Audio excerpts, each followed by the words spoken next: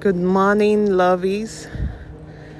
Best way to cook and fry your chicken is make sure you're having enough garlic, ginger, pepper, onion.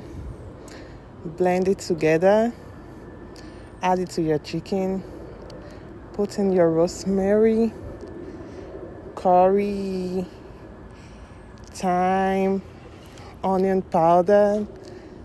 Season it well with your salt, with any seasoning of your choice. Just put it in. Then mix everything together and then you cover. Do not put in water. Just let it bring out its flavor. And then after that, you put in your cooking oil, add in your onion, put in your meat, let it fry. Just look at that golden color. That's what we want.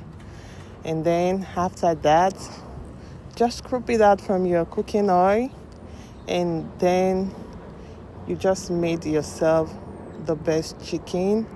It tastes so delicious. Everything is well seasoned. Thank you. Bye.